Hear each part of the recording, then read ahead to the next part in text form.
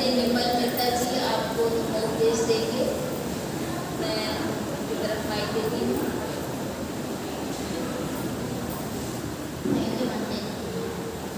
विषय है वो धम्मपद से लिया जा रहा है, धम्मपद का दूसरा वर्ग। लेकिन उससे पहले मैं आपको थोड़ा सा धम्मपद और वो किस निकाय में आता है उसे थोड़ा परिचय कराना चाहती हूँ। धम्मपद जो है पुस्तक निकाय का बहुत बाद बने निकाय का एक अंग है। परंपरागत स्थान से जैसे हिंदू धर्म में गीता का स्थान है, हिंदू धर्म में गीता का स्थान है, ठीक उसी तरह से धम्मपद का स्थान है। जैसे गीता का लेखक आज भी अज्ञात है और कोई काम चलाऊ मालिक है, ऐसे ही धम्मपद का संपादक कोई ऐसा व्यक्ति था जिसका आज तक कुछ अता पता नहीं है। उसने कुछ गाथाएं त्रिपिटक से और कुछ अन्य स्रोतों से लेकर के उसको एक प्रमाणिकता दे दी है। इसी प्रकार जो गीताकार था उसने भी अपनी रचना में महाभारत में डालकर उस पर प्रामाणिकता दे दी।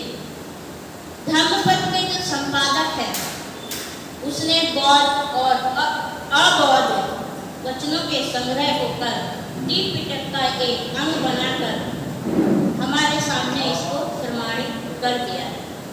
अब धम्मपद के संग्रह काल यानी कि वो कब संग्रह हुआ, तो इसके लिए दो मत होते हैं। एक मत है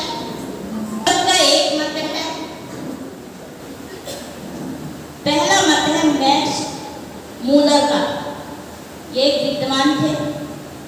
इनके अनुसार यह संकलन ईसा पूर्व प्रथम शताब्दी में जब त्रिपिटक लिपिबद्ध हो चुका था, यानी जब पहले त्रिपिटक लिपिबद्ध नहीं था। हम देखते हैं कि पहली और दूसरी संगीति तक जो था मौखिक ही त्रिपिटक था, लेकिन चौथी संगीति में वो लिपिबद्ध हुआ था अशोक काल के बाद। तो चूंकि त्रिपिटक एक काल की रचना नहीं है, वो कई शताब्दियों की उपज है। देख लेना हम कि जब बुद्ध का परिनिर्वाण हुआ तो उससे 90 दिन बाद प्रथम संगीति हुई, फिर दूसरी संगीति, तीसरी संगीति, चौथी संगीति, अशोका काल से लेकर अब तक कई संगीति हुई है। तो लगभग 30 संगीति तक तीन जो त्रिपिटक है उनका रचना हुआ, मौखिक रचना हुई, लेकिन चौथी संगीति में लिपिबद्ध हुई।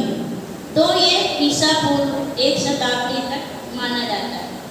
तो धम्मपद ईसा पूर्व की अपेक्षा ईसा की प्रथम शताब्दी की रचना है, ईसा पूर्व की नहीं है।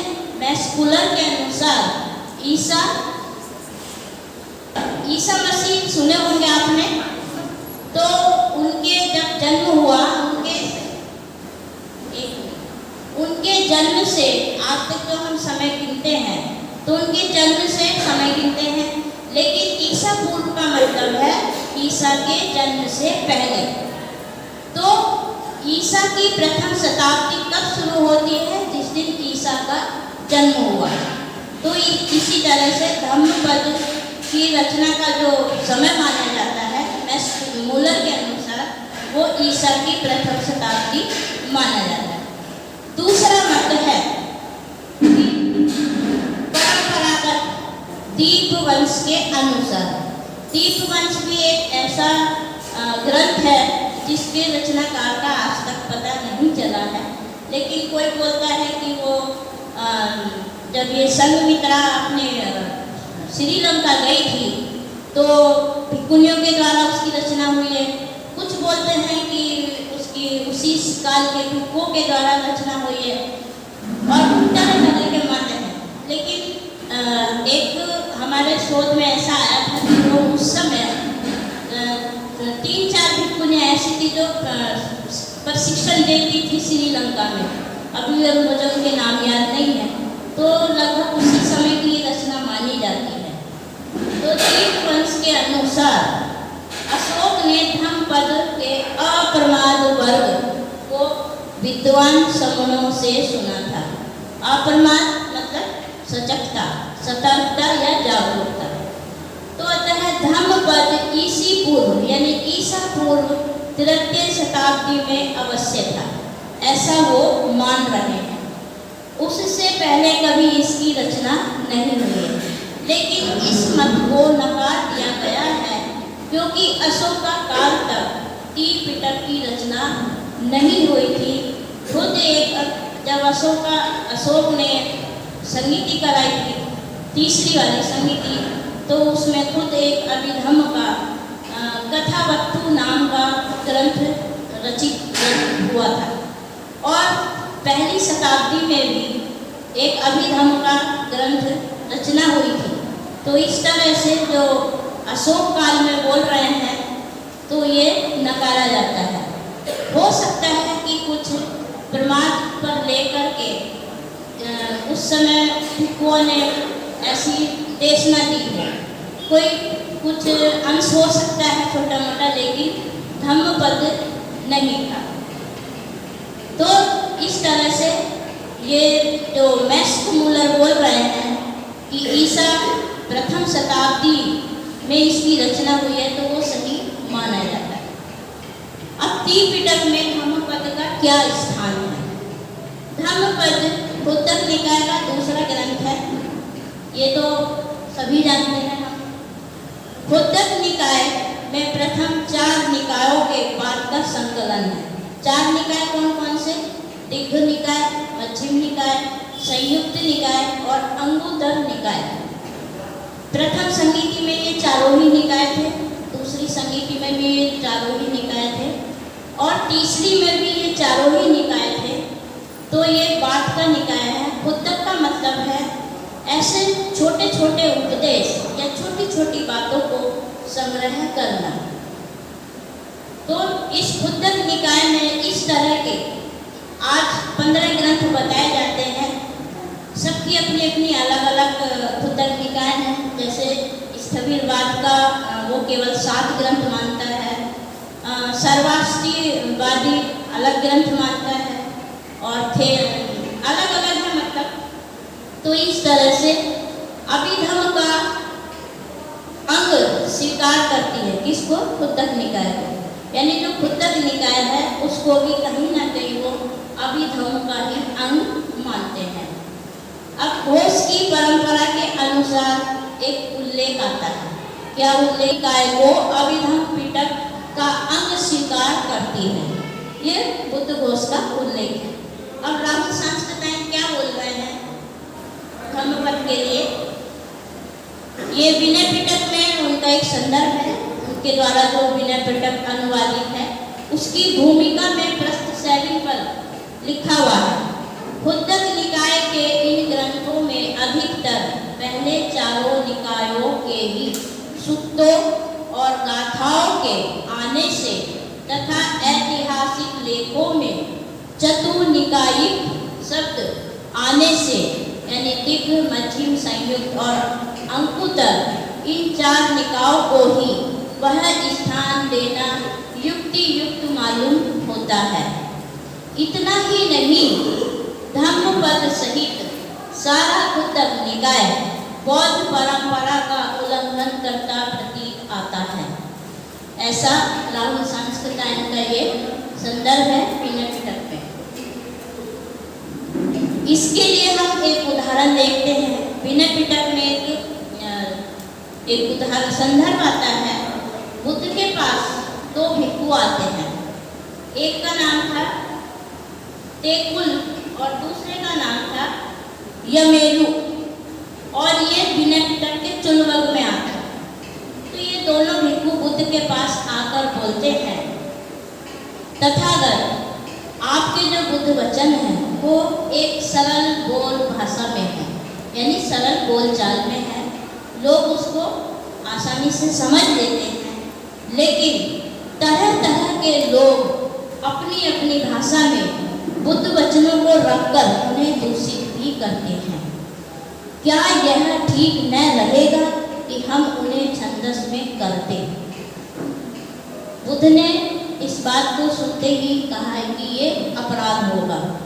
वो बता रहे हैं छंदस में करने का क्या अर्थ है, यानी उसको पद्य में बना देना। उन पद्यों में मात्रा और वर्णों की गणना और स्थिरता के कारण एक मूल रूप स्थिर रहेगा, ऐसा वे दोनों भिक्षु कह रहे हैं। अलग अलग मुखों में जाने पर भी उसका रूप विकृत नहीं होगा। लेकिन बुद्ध ने इसे दुक्कड़ का अपराध बताया। उन्होंने जब बताया कि जब हम इसको पद्य में कर देंगे तो इसमें मात्राओं के कारण, वर्णों के कारण, और जब उनका अर्थ निकालेंगे तो एक ही स्थिरता आएगी। लेकिन बुद्ध ने उसको अपराध बताया। इसमें कहाँ उन्होंने मना किया है, इसके लिए मैं आपको 2 संदर्भ देती हूँ। ये एक किताब है सुरेंद्र अज्ञात, इनकी किताब का नाम है धम्मपदम, मूल, शब्दार्थ, सरलार्थ, व्याकरण, पाठांतर, धर्मात्मक टिप्पणी सहित। ये किताब धम्मपद को लेकर उन्होंने बहुत ही विश्लेषणात्मक तौर से एक एक बात को कि कहाँ क्या होना चाहिए, बहुत अच्छी किताब है। तो इसमें ये 2 संदर्भ दिए हुए हैं। पहला संदर्भ कि बुद्ध कहाँ मना करते हैं, संयुक्त निकाय में आता है। बुद्ध कहते हैं कि छंदस तो छोड़ो, इसको कविता में या पद्य में रचनाओं से भी मैं सचेत रहने को कहता हूँ। भिक्षुओं, भविष्य काल में भिक्षु ऐसे ही बन जाएंगे जो बुद्ध ने गंभीर दर्शन के जो धम्म दिए हैं, गंभीर धम्म बताए हैं, वो उसको ठीक से नहीं सुनेंगे। इसमें लिखा है कि उनके कहे जाने पर कान न देंगे, मतलब कान देने का मतलब ध्यान नहीं देंगे, सुनने की इच्छा नहीं करेंगे, समझने की कोशिश नहीं करेंगे, और धम्म को सीखने व अभ्यास करने के योग्य भी नहीं समझेंगे।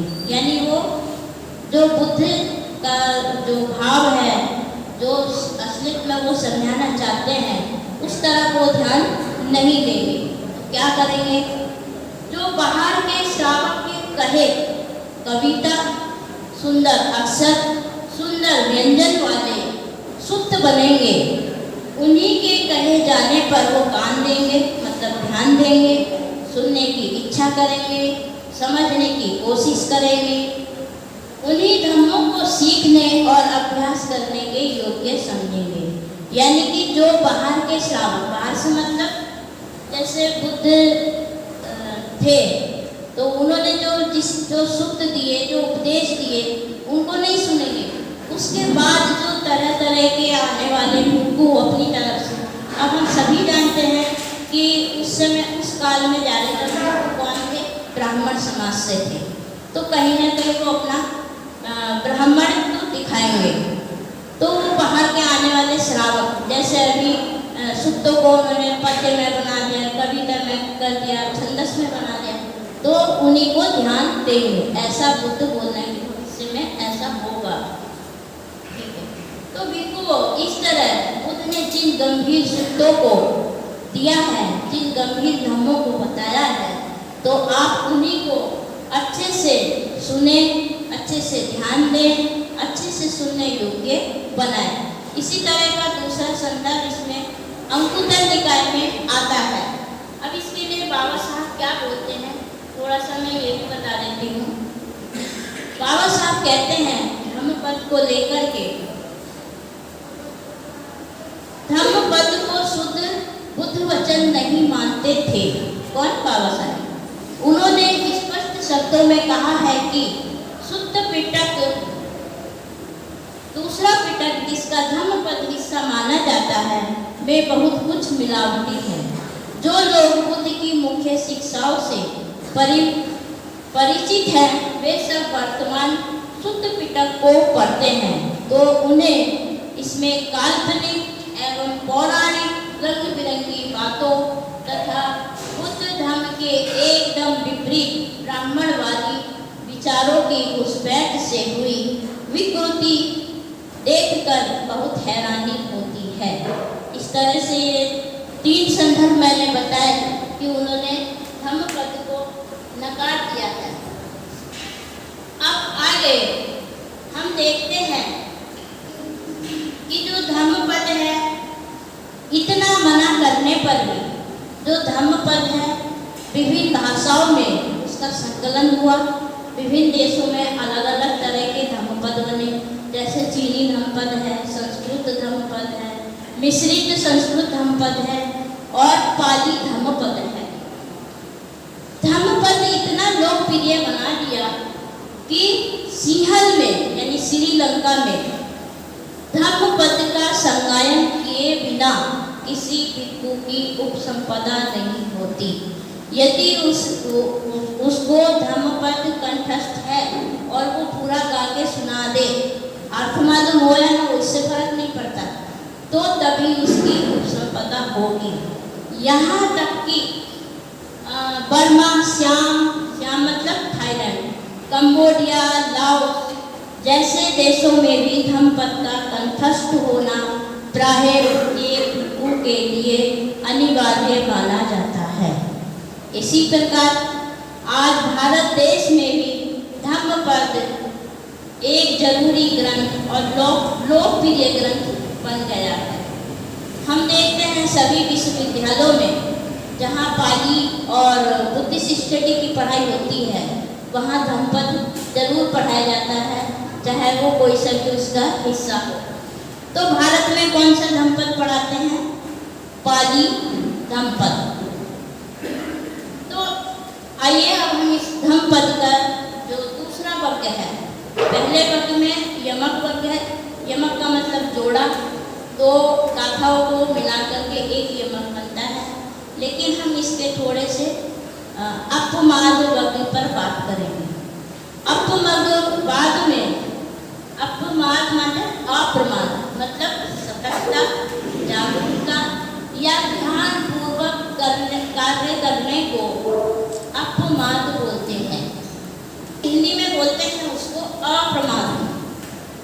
प्रमाद जो विभिन्न विषय वस्तु में लगा हुआ हो, वो विलास में लगा हुआ हो, किसी कार्य में ध्यान न देता हो, उसको प्रमाद बोलते हैं। आलस जो करता है उसको प्रमाद बोलते हैं।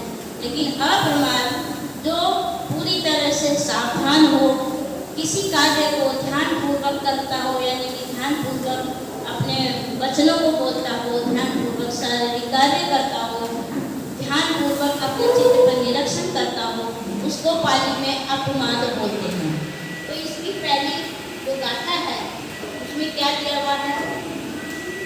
अपमादो अमत पदम पमादो मच्चुनो पदम अपमत्ता न नियंती ये पमत्ता यथामत्ता। यानी अपमादो सजगता या सतर्कता या ध्यानपूर्वक रहना या सावधान पूर्वक रहना, निरंतर परिश्रम करना, इसको अपमादो या अप्रमाद बोलते हैं। अमत पदम मतलब निर्माण का स्थान या मार्ग। जो अमृत बोलते हैं हिंदी में, अमृत पद उसी को बोला गया है तो हम निर्माण का पद प्राप्त कर लेते हैं या निर्माण की ओर अग्रसर हो जाते हैं, तो वो निर्माण पद है। पमादो, पमादो माने प्रमाद, असावधानी, लापरवाही, किसी कार्य को करने में लापरवाही। मच्चुनो, मच्चु माने मृत्यु, यानी मृत्यु की तरह। पदम माने पथ मार्ग स्थान। तो कहना क्या चाह रहे हैं? जो व्यक्ति ध्यानपूर्वक सभी कार्यों को करता है तो वो निर्वाण पद की ओर बढ़ता है, यानी विकारों से मुक्त होता है। किसी भी तरह से वो विकारों में नहीं फंसता है जब वो पूरा सतर्कता से कार्य करता है। यदि व्यक्ति प्रमाद यानी लापरवाही में लगा रहे तो वो मृत्यु का मार्ग होता है, यानी मृत्यु की तरह उसको बताया गया है।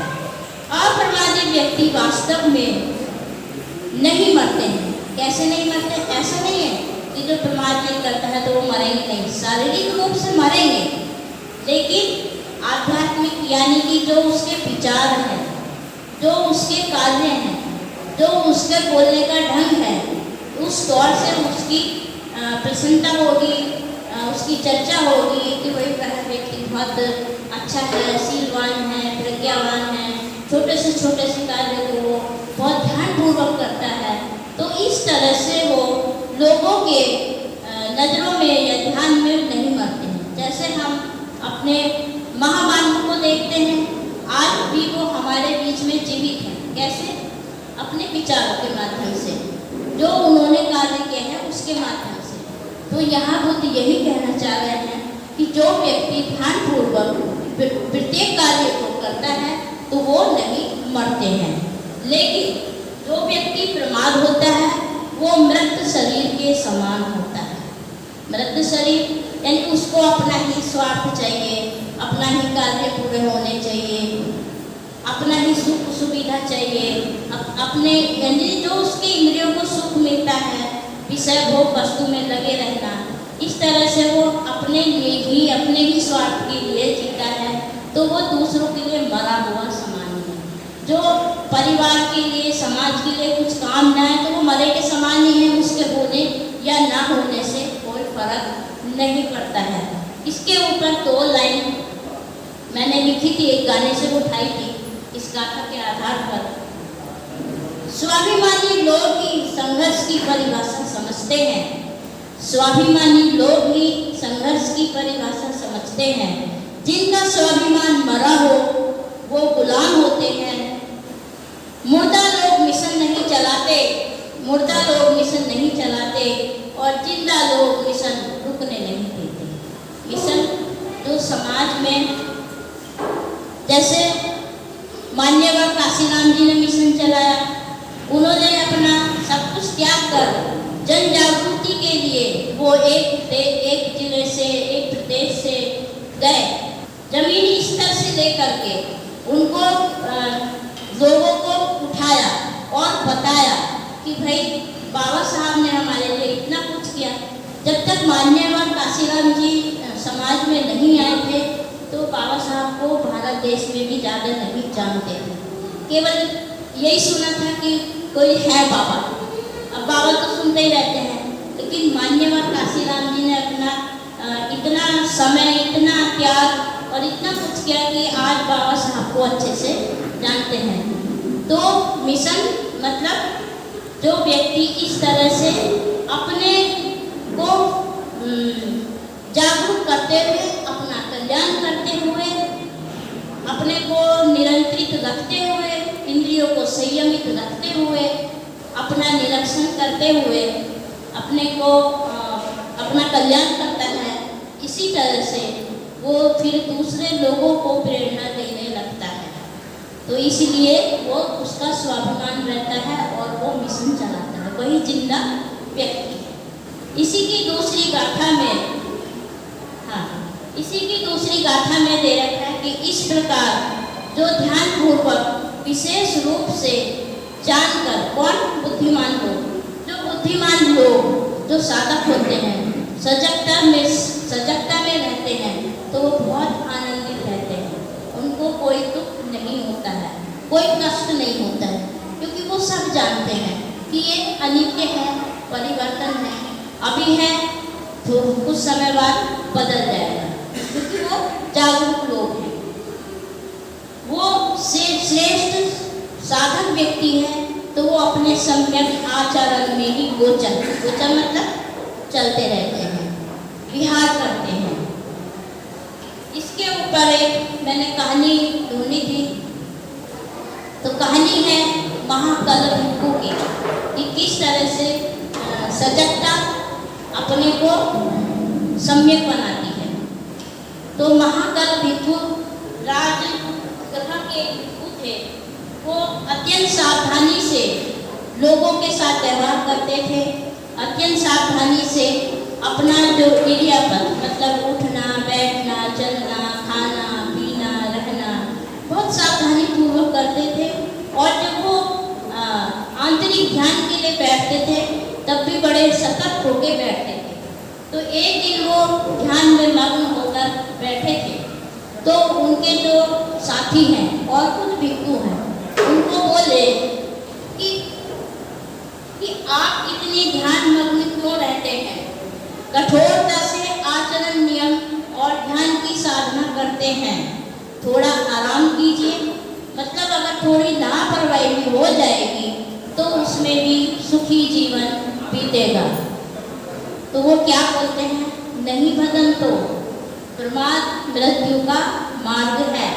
जो लापरवाही करता है वह जीवित होते हुए भी मरा हुआ होता है, परंतु अपरमादी व्यक्ति यानी कि जो ध्यान पूर्वक कार्य करता है वो निर्वाण पद को प्राप्त कर सकता है, अन्यथा नहीं कर सकता है।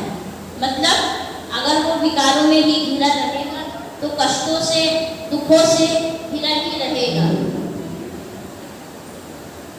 आज के आधार पे मैं एक कहानी और सुनाती हूँ।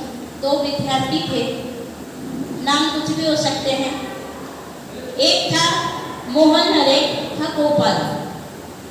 तो गोपाल को कहा जाता था कि वो पढ़ाई में बहुत कमजोर है, ऐसा उसको बोला जाता था, एहसास कराया जाता था। और जो मोहन था वो पढ़ाई में बहुत होशियार था। लेकिन गोपाल की एक आदत थी कि उसको जो पढ़ाई में स्कूल से करने का जो घर कार्य मिलता था वो लगातार करता था, छोड़ता नहीं था। और घर के काम में भी हाथ बटाता था, यानी अपने माता पिता की सेवा करने का अवसर मिलता था उसको भी करता था।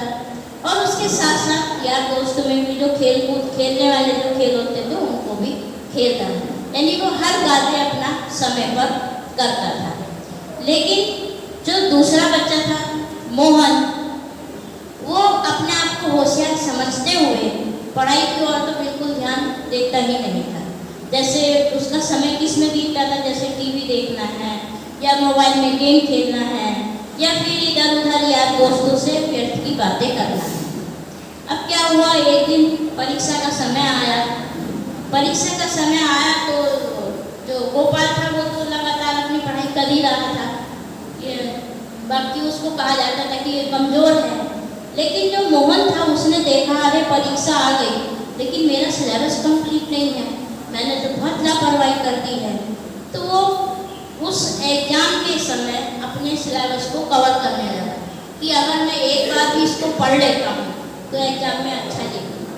तो दिन रात जाग करके जब वो पढ़ने के लिए मेहनत करने लगा तो कहीं ना कहीं वो बीमार हो गया, यानी उसके सर में दर्द हुआ, थोड़ा बहुत बुखार हुआ। तो इस कारण से उसकी जो पूरी पढ़ाई होनी थी वो नहीं हो पाई।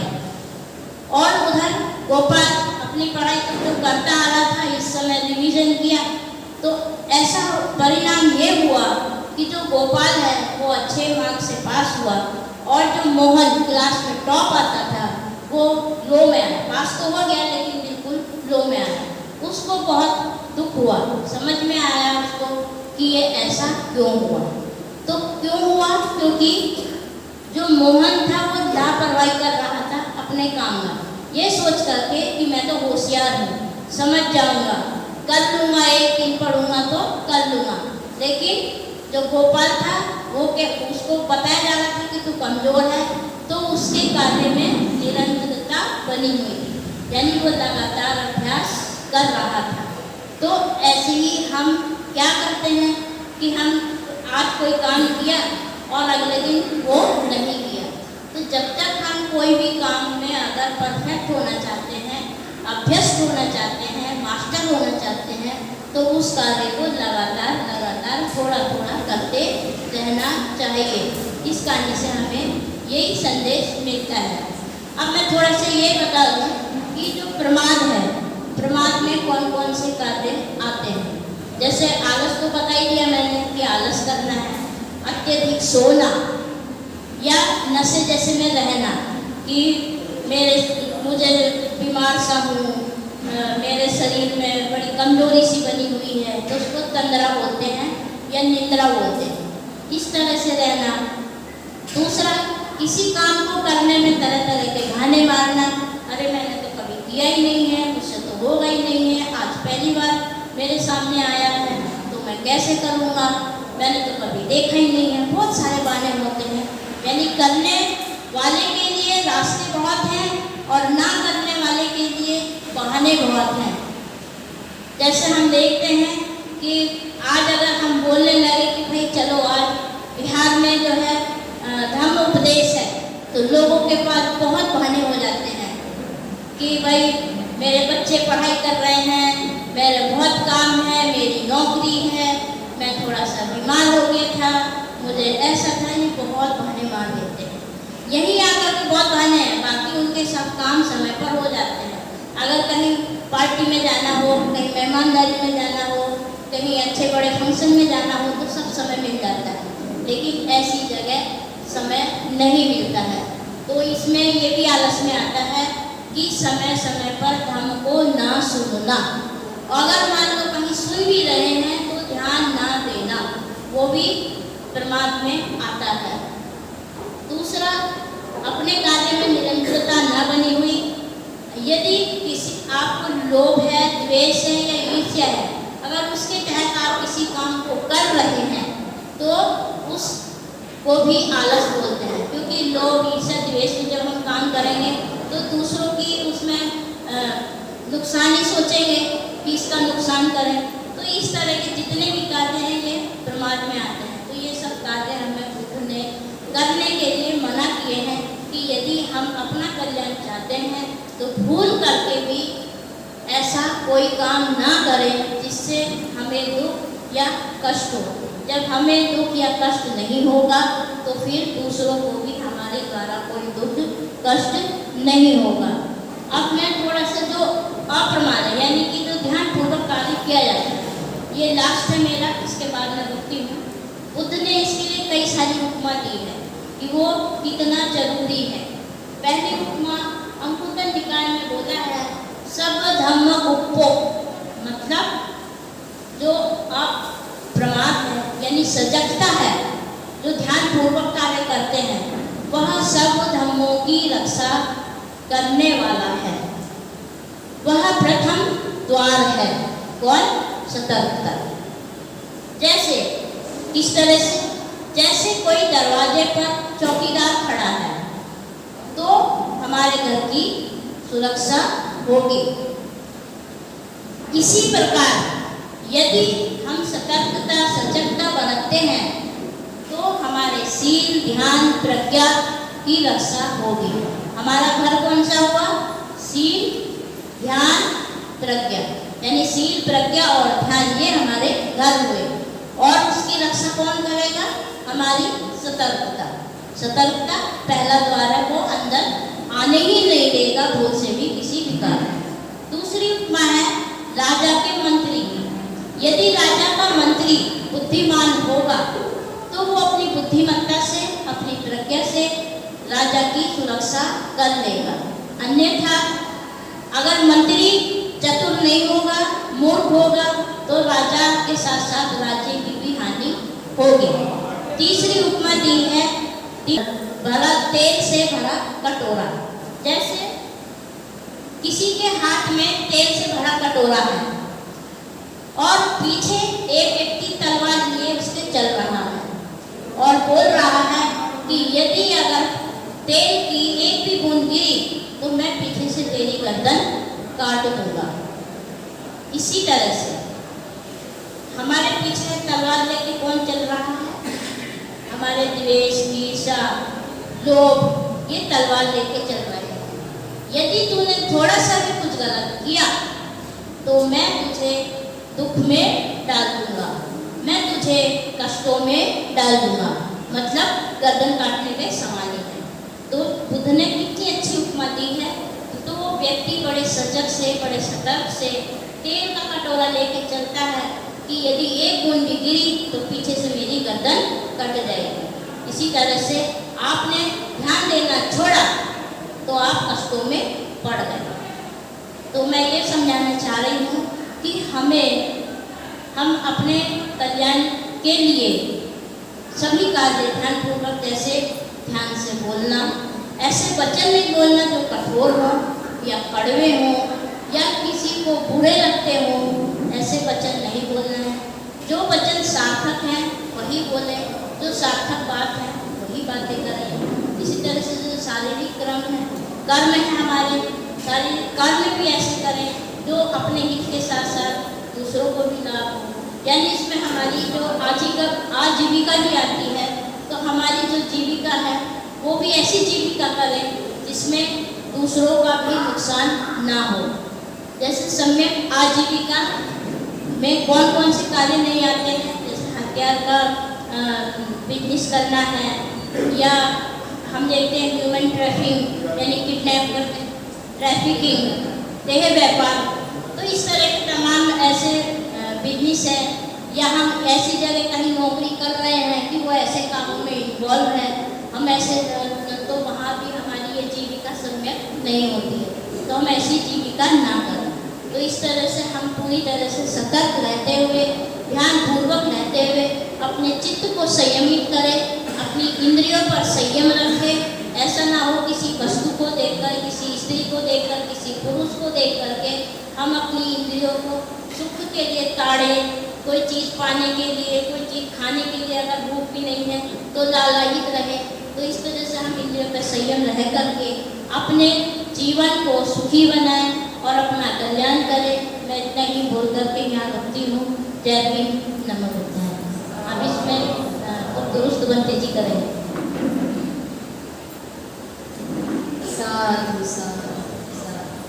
बहुत अच्छा उपदेश दिया मुझे निर्मल जी ने। इसका जो स्टार्टिंग का जो पार्ट था वो साहित्य से संबंधित था। जो पाली पिटक या पाली साहित्य लिखा गया है उसके बारे में इन्होंने बताया, तो थोड़ा सा आपको कुछ शब्द कठिन लगे होंगे, निकाय क्या है वगैरह, तो मैं थोड़ा सा उस पर बोलना चाहती हूँ कि एग्जैक्ट वो कहना क्या चाह रहे थे उस बारे में। कि बुद्धा के समय में सब कुछ मौखिक था, पहली और दूसरी संगीति तक भी सब मौखिक ही था। बुद्धा के उपदेश वो लिखे नहीं गए थे। उस समय भी काफ़ी मिलावट हो रही थी, लेकिन समय समय पर टोका भी जाता था बुद्धा के समय, लेकिन बुद्धा के बाद में टोकने वाला कोई भी नहीं था।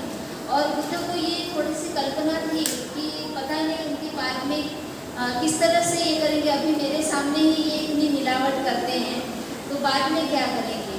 जो दो व्यक्तियों का नाम इन्होंने लिया था, मेकुल और तमेनु और यमेलु और तेकुल और यमेलु, तो वो दोनों ने बोला था कि हम इस जो पाली भाषा में दिए गए उपदेश है जो सरल है, लोगों को समझते हैं, इसको हम छंद में करना चाहते हैं। छंद का मतलब है कविता के या गाथा के रूप में जिसको गाया जा सके, गाने के लिए। तो उस समय स्ट्रांगली बुद्धा ने मना कर दिया था कि नहीं नहीं, इसको इस तरह से छंद में नहीं करना है। जो गंभीर उपदेश है वो गंभीरता से ही देनी चाहिए उपदेश। लेकिन बुद्ध को ये भी मालूम था कि यदि इन्हें गाने के रूप में कर दिया जाए, छंद में कर दिया जाए, व्याकरण में कर दिया जाए, कविता पाठ में कर दिया जाए, तो लोगों को इसका ज़्यादा आकर्षण होगा, लोग यही पसंद करेंगे। और जो गंभीर उपदेश है उसको पसंद ही नहीं करेंगे, उसको सुनना नहीं चाहेंगे। ये बुद्ध को संकल्पना थी। इसलिए बहुत सारे जो मैक्स मूलर जैसे विद्वान का उदाहरण दिया है, बाबा साहब का उदाहरण दिया है, राइस डेविड का भी उदाहरण दिया हुआ है कि वो इस बारे में बुद्धा के रेफरेंस देकर बोल रहे हैं कि लोग इस तरह से ये श्रृंगारिक जो काव्य पाठ होता है इसकी तरफ ज़्यादा आकर्षित होकर गंभीर चीज़ों को सुनना पसंद नहीं करेंगे। और देखिए कि वो जो सोचते थे वैसा ही आज हो रहा है। हम देखते हैं कि बिहारों में जो बहुत अच्छे से गा कर चैंटिंग करते हैं उन्हें पसंद किया जाता है। कोई दो राय है इसमें?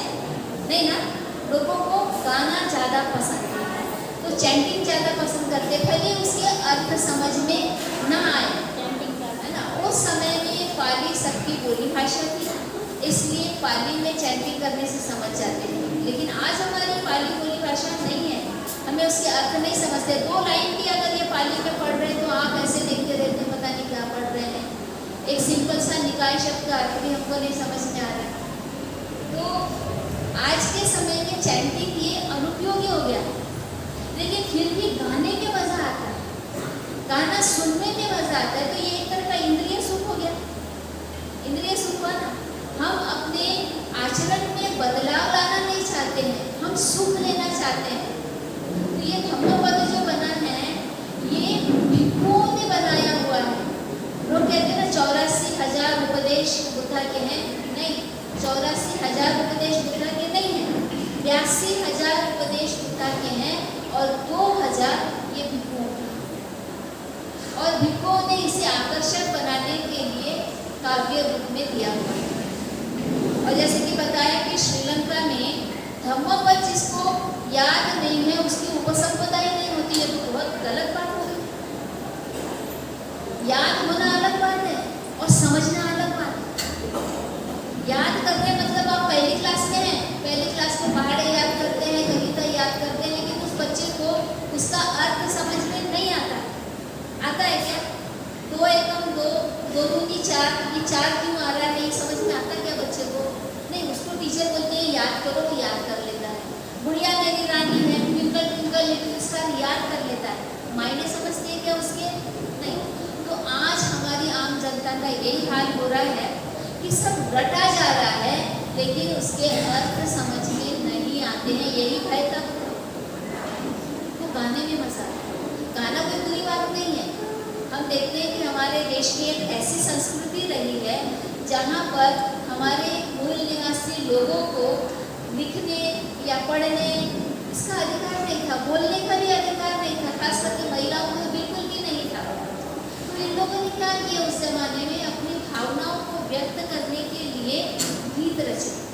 गीत रचे ना, वो पाटे पर अगर मसाला पीसती थी तो उस समय भी वो गाती थी अपनी भावनाओं, है ना।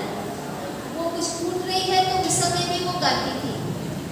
गीतों की रचना इस तरह से की है, इसे हम फोक सॉन्ग भी कहते हैं, तरह तरह के, जिसमें कि उस समय का कल्चर, उस समय की संस्कृति हमें पता चलती है कि घर में महिलाओं के साथ कैसा व्यवहार होता था, समाज में महिलाओं के साथ कैसा व्यवहार होता था। ये एक अभिव्यक्ति स्वातंत्र है।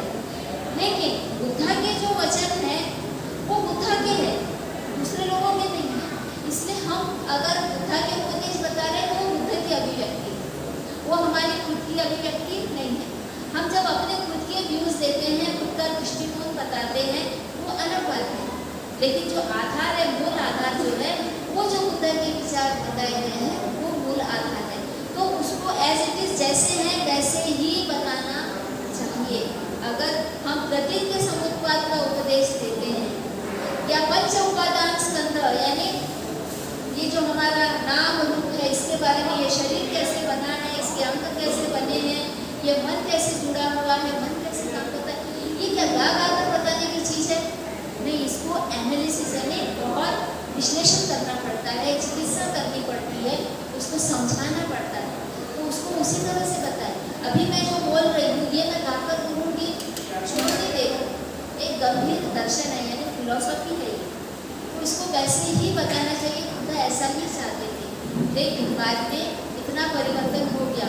अब चलो उसको छंदों में किया, ठीक है, सबको बताना आसान हो गया, यानी बोलना आसान हो गया, लेकिन उसकी अर्थ बताते समय जो अर्थ कथाएं, इसको अर्थ कथा भी कहते हैं, अर्थ कथाएं बताई गई है वो इतने गलत तरीके से बताई गई है, उसमें चमत्कारिक बातें आई है, उसमें पुनर्जन्म, स्वर्ग नरक, पाप पुण्य, ये सारी चीजें डालती है।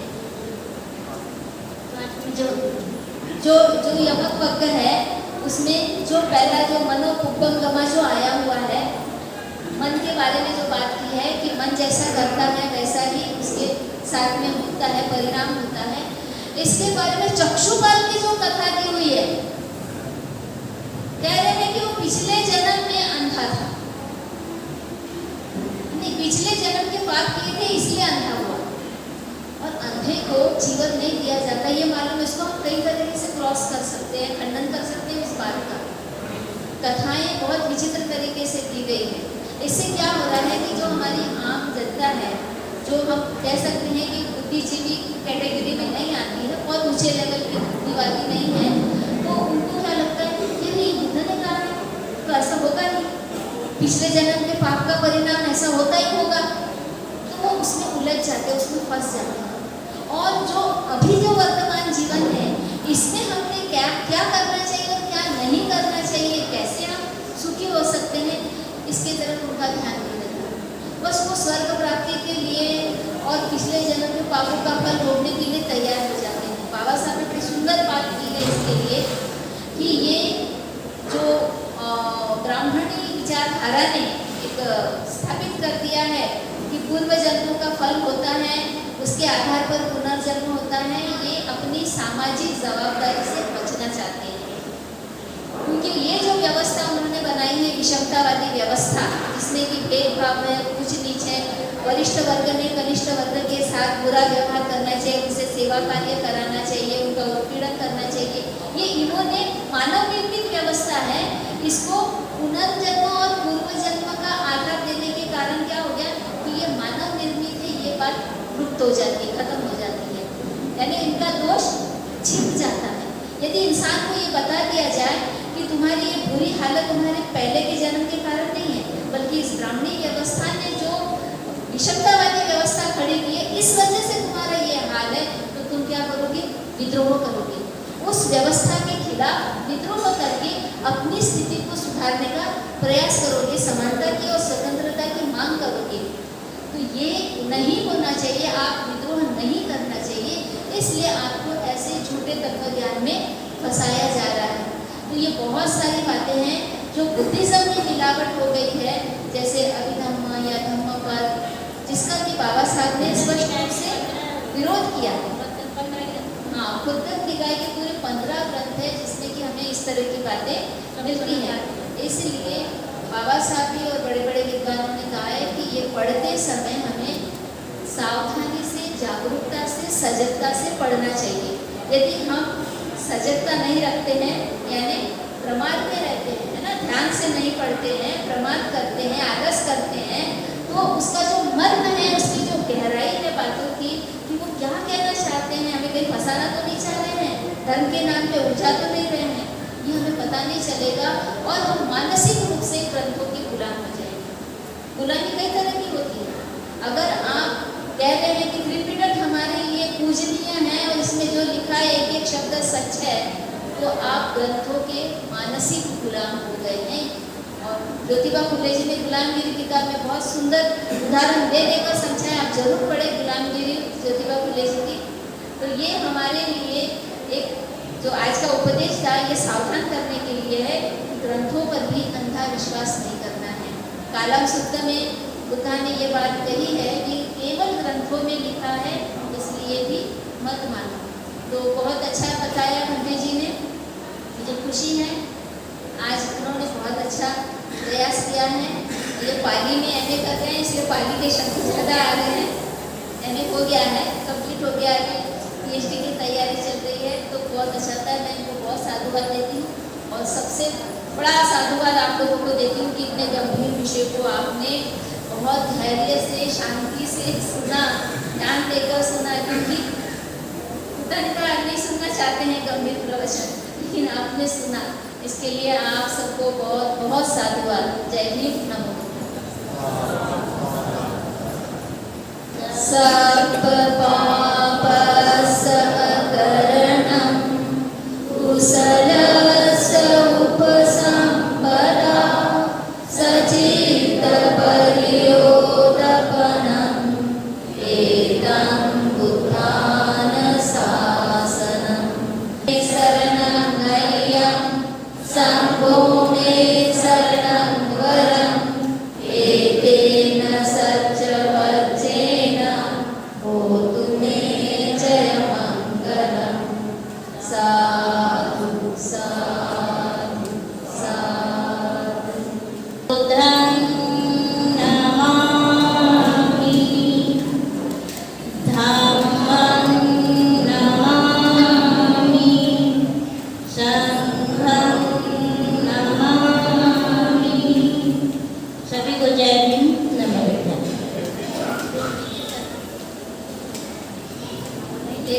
ऐसे हुआ रटा हुआ